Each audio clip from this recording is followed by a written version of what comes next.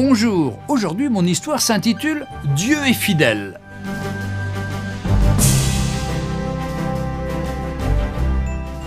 Le professeur John Harrison est un cancérologue de renommée internationale. Il a effectué de nombreux travaux sur cette terrible maladie. Ce travail acharné est aujourd'hui récompensé. Il est sur le point de se rendre à une importante conférence dans une ville d'Europe, afin d'y recevoir le prix le plus prestigieux au monde. Le jour de la conférence, le professeur s'impatiente à l'idée d'embarquer sur le vol de sa compagnie préférée. L'avion décolle. Cependant, une suite d'événements va renverser ses plans. À peine 2 heures après le décollage, l'avion commence à avoir des problèmes techniques et atterrit d'urgence à un aéroport. Très inquiet à l'idée d'arriver en retard à la conférence, il se renseigne immédiatement auprès de l'agence de voyage. Qu'apprend-il ? 10 heures d'attente sont prévues afin d'espérer d'embarquer sur le prochain vol pour sa destination. Il décide alors de louer une voiture pour s'y rendre. Dans 4 heures, il sera arrivé à destination. Il conduit. Quelques minutes plus tard, le temps change. Brusquement, une tempête fait rage. Il pleut tellement qu'il devient difficile de voir distinctement. Distrait, le professeur loupe la sortie. La route est déserte, les conditions météorologiques se dégradent. Il a faim, il est fatigué. Il se met alors en quête d'un endroit où il pourrait s'arrêter, manger et se reposer. Il aperçoit une petite maison. Il frappe à la porte. Une belle jeune femme vient lui ouvrir.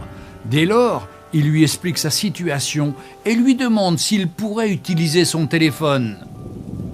Cette dernière n'a pas de téléphone. Elle lui propose d'entrer et d'attendre que la météo s'améliore avant de reprendre la route. À bout de fatigue, l'homme accepte immédiatement. La jeune femme lui offre à boire et à manger et lui propose de se joindre à elle pour prier.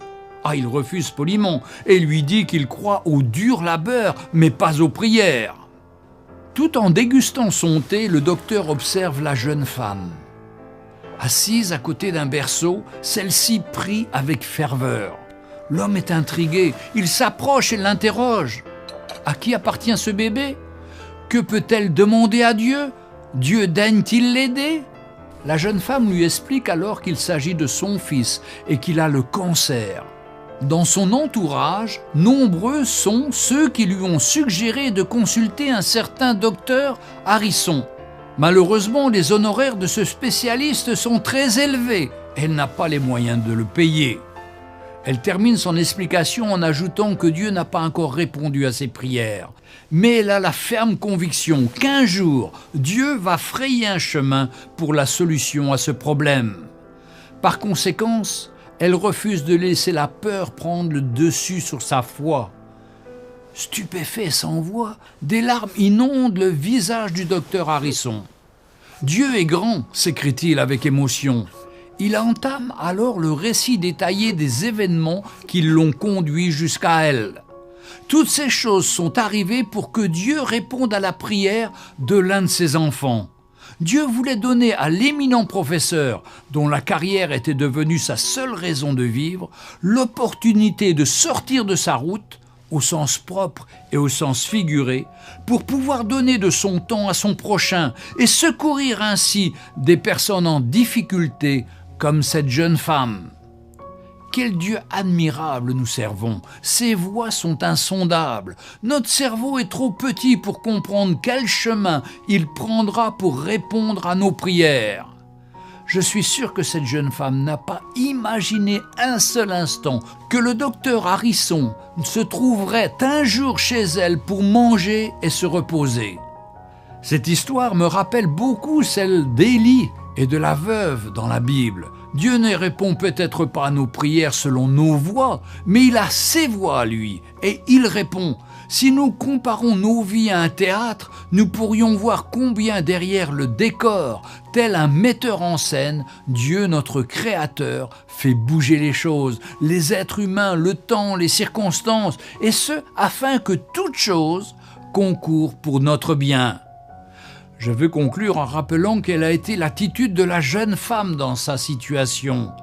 Elle a dit au docteur Harrison que Dieu n'avait pas encore répondu à ses prières, mais qu'elle avait la ferme conviction qu'il allait trouver un chemin pour lui répondre et qu'elle ne laisserait jamais la peur prendre le dessus sur sa foi. Quelle belle attitude lorsqu'on est dans l'attente de Dieu. Son budget était restreint, mais elle n'a pas hésité à donner à manger et à boire à cet homme. À la fin, Dieu a orchestré une connexion divine. Il a été fait à cette femme selon sa foi. Puisse Dieu nous aide à développer une telle attitude en toutes circonstances. Ne nous arrêtons jamais de faire confiance à Dieu. Ne nous arrêtons jamais de croire au-delà de toute espérance, même quand tout autour de nous nous pousse à abandonner. Gardons la foi.